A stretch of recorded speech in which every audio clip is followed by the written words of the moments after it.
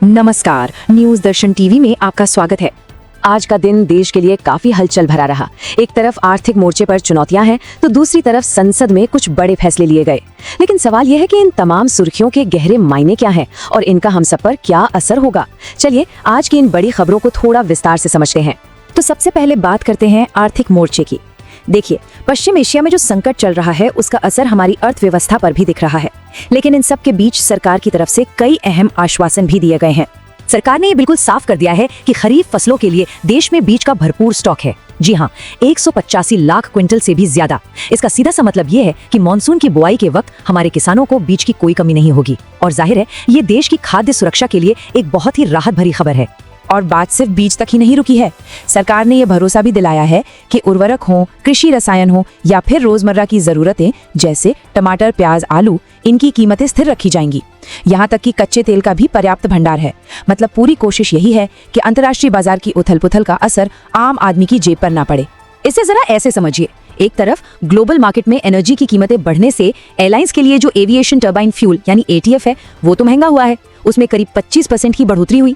लेकिन दूसरी तरफ हम और आप जो पेट्रोल डीजल इस्तेमाल करते हैं उसकी कीमतों में कोई बदलाव नहीं किया गया है। ये फैसला साफ तौर पर दिखाता है कि सरकार की प्राथमिकता आम आदमी को महंगाई के सीधे झटके से बचाने की है।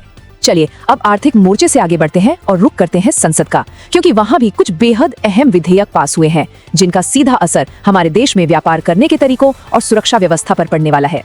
संसद के सत्र में कई बड़े बिल पास हुए हैं, जैसे कि दिवाला और शोधन अक्षमता संहिता में संशोधन, केंद्रीय सशस्त्र पुलिस बल से जुड़ा बिल, जन विश्वास बिल और आंध्र प्रदेश पुनर्गठन संशोधन विधेयक। इन सभी का एक ही मकसद है, प्रक्रियाओं को आसान बनाना और सिस्टम में सुधार लाना। चलिए इनमें से दो सबसे ज्यादा चर्चा में रहे विधेयकों पर एक नजर डालते हैं। सबसे पहले बात करते हैं जन विश्वास विधेयक की। ये वाकई एक बड़ा कदम है। इसका मकसद है छोटे मोटे अपराधों को अपराध की श्रेणी से ही हटा देना। इससे होगा ये कि व्यापार करना आसान होगा और सबसे बड़ी बात, हमारी अदालतों पर से मुकदमों का जो भारी बोझ है वो भी कम होगा। ठीक इसी तरह जो दिवाला और शोधन अक्षमता संहिता यानी आईबीसी में बदलाव किया गया है, उसका सीधा लक्ष्य है बिजनेस से जुड़े विवादों को जल्दी निपटाना। देखिए, जब प्रक्रिया में देरी खत्म होगी तो इससे न सिर्फ हमारे बैंकिंग सेक्टर को मजबूती मिलेगी, बल्कि देश में निवेश के लिए भी एक ज्यादा भरोसेमंद माहौल तैयार होगा। तो ये तो हुई कानून और अर्थव्यवस्था की बात। अब जरा राजनीति के मैदान का रुख करते हैं।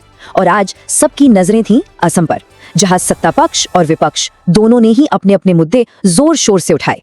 एक तरफ प्रधानमंत्री नरेंद्र मोदी ने असम में रैली की। उन्होंने कहा कि उनकी सरकार एक ओर घुसपैठियों से अवैध कब्जे छुड़ा रही है, तो वहीं दूसरी ओर असम के ही लोगों को जमीन का अधिकार भी दे रही है। तो दूसरी तरफ कांग्रेस नेता प्रियंका गांधी वाड्रा ने सरकार पर महंगाई को लेकर निशाना साधा। उन्होंने वादा किया कि असम में एक ऐसी सरकार बननी चाहिए जो लोगों की सेवा करे और पूरी ईमानदारी से उनके लिए काम करे। तो यहाँ आप देख सकते हैं राजनीति के दो बिल्कुल अलग अलग पहलू। एक तरफ बीजेपी का फोकस भूमि अधिकार, विकास और घुसपैठियों को हटाने पर है, वहीं कांग्रेस महंगाई, जनसेवा और संस्कृति की रक्षा को अपना मुख्य मुद्दा बना रही है। अब फैसला तो असम की जनता को ही करना है। अच्छा, इन तमाम राजनीतिक और आर्थिक खबरों के बीच देश भविष्य को लेकर भी कुछ बहुत बड़ी तैयारियां कर रहा है। चलिए देखते हैं क्या है वो। राष्ट्रपति द्रौपदी मुर्मू ने 2027 की जनगणना के लिए खुद ऑनलाइन जानकारी भरकर एक नई शुरुआत की है। ये डिजिटल इंडिया की तरफ एक अहम कदम है और हम सभी के लिए एक प्रेरणा है कि इस राष्ट्रीय काम में डिजिटल तरीके से हिस्सा लें। और अब शिक्षा के क्षेत्र से एक बहुत बड़ी और भविष्य को ध्यान में रखकर ली गई खबर। अब सोचिए, तीसरी क्लास से लेकर 8वीं क्लास तक के बच्चों को स्कूल में आर्टिफिशियल इंटेलिजेंस यानी एआई पढ़ाया जाएगा। मकसद बिल्कुल साफ है, हमारी आने वाली पीढ़ी को भविष्य की टेक्नोलॉजी के लिए अभी से तैयार करना। और भविष्य की बात हो और अंतरिक्ष का जिक्र ना हो, ऐसा तो हो ही नहीं सकता। पूरी दुनिया की निगाहें इस वक्त नासा के आर्टेमिस 2 मिशन पर टिकी हैं। ये मिशन इसलिए खास है क्योंकि पूरे 53 साल बाद ये इंसानों को एक बार फिर से चांद पर ले जाने के लिए तैयार है। चलिए अब आखिर में कुछ और जरूरी खबरों पर भी एक नजर डाल लेते हैं फटाफट अंदाज में।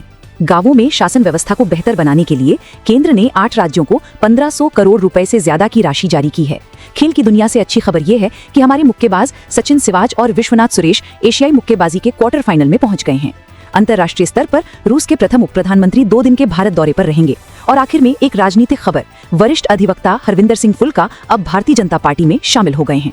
तो आज हमने अर्थव्यवस्था की स्थिरता से लेकर संसद के सुधारों तक और असम की राजनीतिक बहसों से लेकर भविष्य की तैयारियों तक कई अहम पहलुओं पर नजर डाली। ये सारी खबरें देखने के बाद एक सवाल जरूर उठता है कि इन सब में से हमारे देश के लिए इस वक्त सबसे ज्यादा अहम क्या है। देश और दुनिया की तमाम बड़ी खबरों और उनके विश्लेषण के लिए आप देखते रहिए न्यूज़ दर्शन टीवी। नमस्कार।